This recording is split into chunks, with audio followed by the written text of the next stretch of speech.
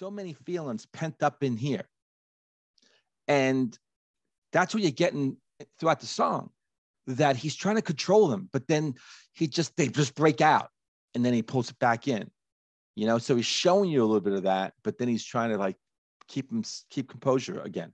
But this man is really troubled and he's trying to come to sorts with all that. And it's coming through in his vocals, especially as the song is going on. Then he really starts letting out. And I'm like, whoa. It's showtime, folks.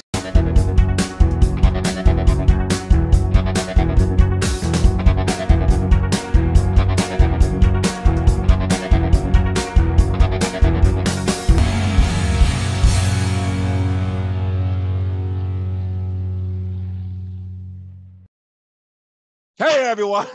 Welcome to the episode. You didn't budge. Usually you get me. Nerves of steel. Hello, everyone. Sorry for that nonsense. How are you out there, out into the music land? Come on, pull up a chair, sit down. John's got something amazing for us, right, John? Absolute mondo. Yeah, I've got a real treat, I believe, for you. This band, I don't want to say too much, but they have a special place in my heart. So no pressure. First off, they're probably the greatest British band, definitely of the 80s, that you've never heard of. They're called The Sound. Okay. Have you heard of them? No, but it's funny. You and I just did a reaction that's going to drop sometime soon, The Sound Defects. So you're giving me a band, The Sound. Interesting. But no defects, though. Just perfect. There's no defect. So no, had not heard of The Sound. I'll go into it later. Right, so the song is called I Can't Escape Myself. Okay. Not ringing a bell. Not ringing a bell. You will you'll recognize the overall feel of it. I would absolutely 100% be sure of that. But yeah, sit back and enjoy, and then come scampering back to tell us how much you loved it. Scampering back. Okay. I might just walk back, but okay. All right.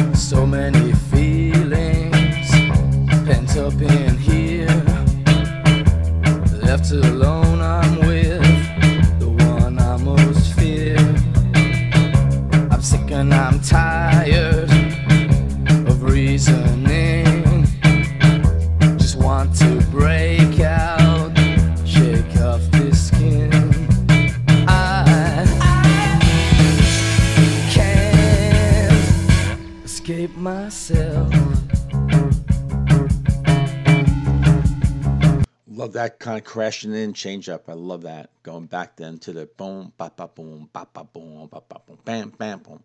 That's cool.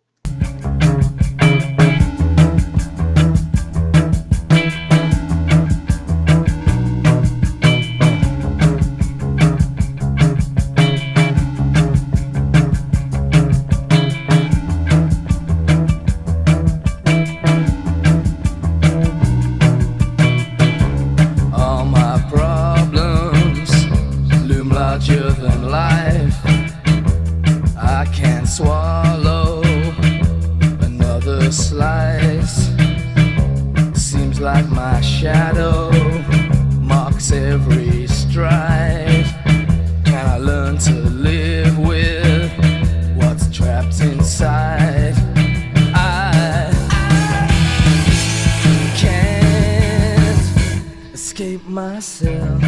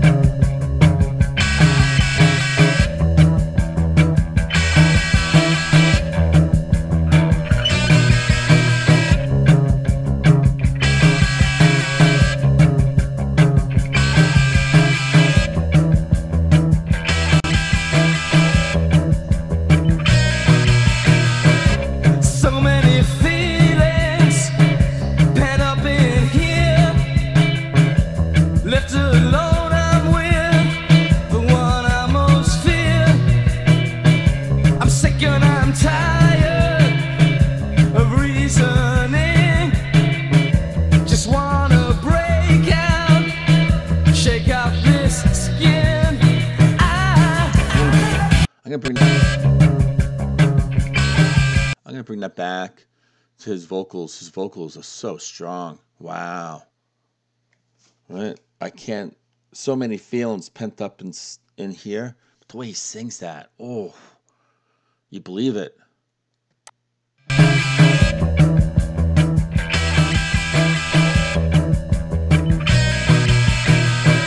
So many feelings, feelings pent up in here. Left alone, I'm with the one I most fear. I'm sick and I'm tired of reasoning. Just wanna break out, shake out this skin. I can't escape myself.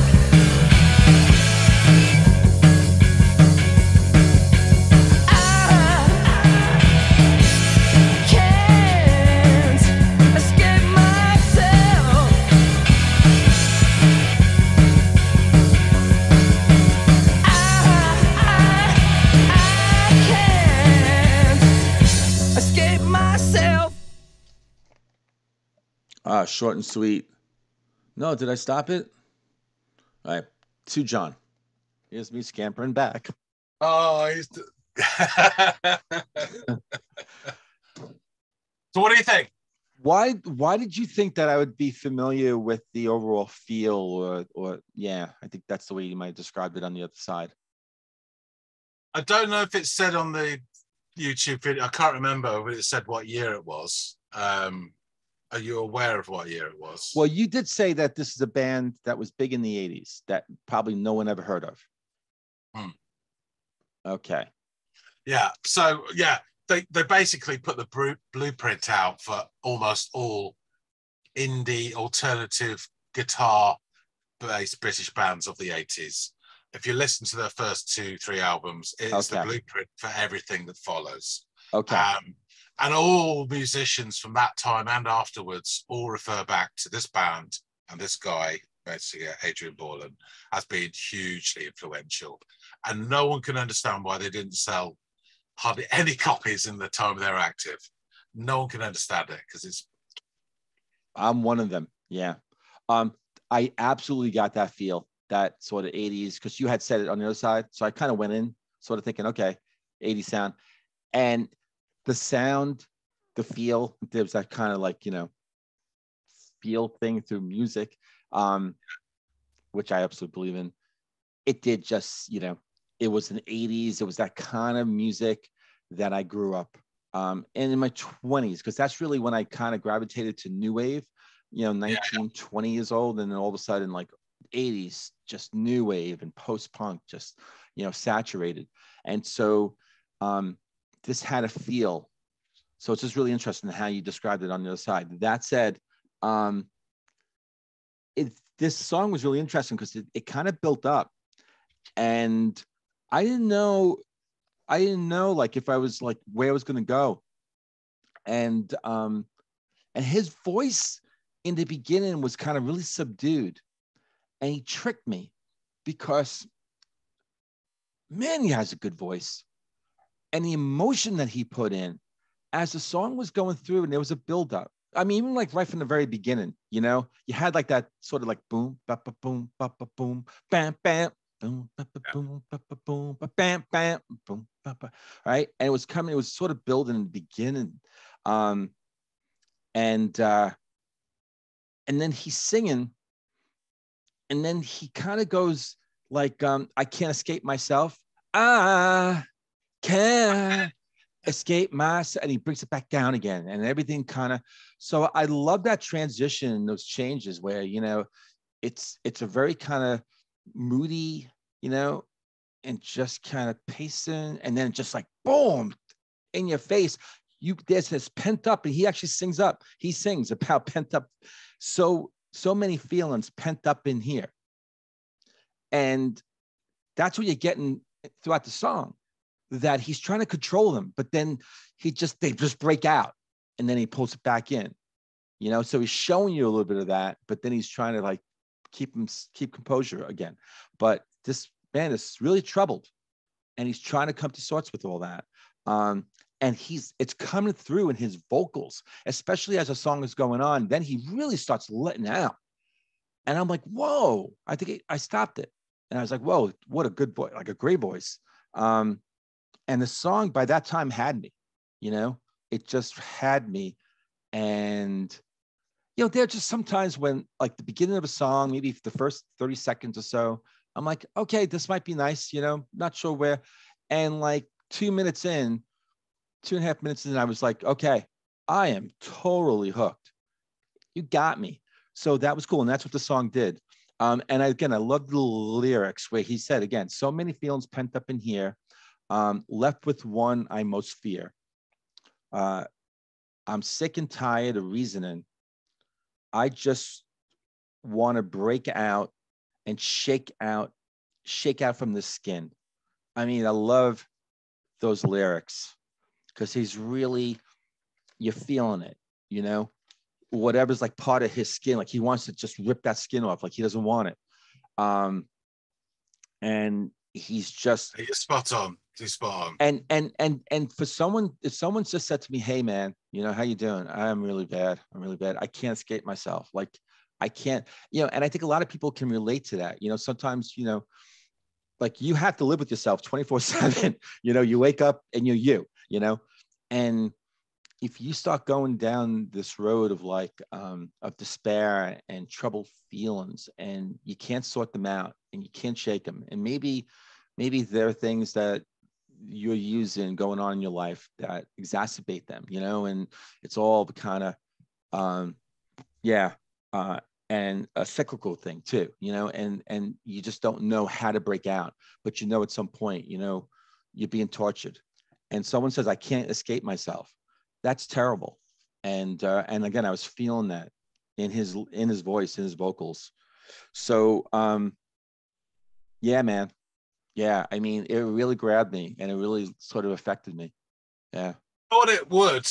The reason they've got other songs which are more upbeat, more guitar, whatever. This is like an existential post-punk jewel, though. It reminded me a bit of Joy Division when I first heard it. It's around this, but remember, this is 1980. This came out. This is right at the start. Really at 80. So you think of all the other bands, they're 2-3 years behind this guy. You know, apart from Ian Curtis, who was dead at that point. But he just heard him, and he was just influencing him. The reason I picked this is because it's so stark and beautiful. But the thing about this is his voice, because the one thing is, it is sincere. There's lots of people singing about, oh, I'm so miserable, or no one understands me. And it's kind of that whiny teenager type stuff, which we all do. But this guy, you believe him. His voice is sincere. Yeah. It's full of emotion, and you're feeling it. As you said, it's spot on. I mean, it won't surprise you to learn that he was diagnosed with lots of problems. Huge depression. He was hospitalized many times. Schizoid affection with personality disorder was a thing. So when he's saying I can't escape myself, he really is meaning he was hearing voices and those sorts of stuff, you know. And there's a bit where he goes I, and then I. It's almost this echo of another person inside his head, and he really didn't have that. It's not just metaphorical; it's real. You know, to him, it's real. Wow. I have got given another sound song to Andy, and we discussed it recently, and I went through all the history of the band, so I won't repeat all that here. But I absolutely adore him, Adrian Borland is his name, and the rest of the band and their output. First 3 albums are some of the best music of the 80s, and they really influenced so much. This album is fantastic. It's post-punk. And then he really gets into a stride of the next album. But I adore it. I think they're a really important band, and everybody should listen to them, and at least to make their mind up about it. If not, join the fan club. What band do you think that I know that you believe this band has impacted the most? Okay, so they shared the record label Korova, which is an offshoot of Warner Brothers, and they shared that with Echo and the Bunnymen. Okay, yeah. And on the next album, you can hear 2, maybe 3 Echo and the Bunnymen songs. And again, don't get me wrong, they probably influenced each other.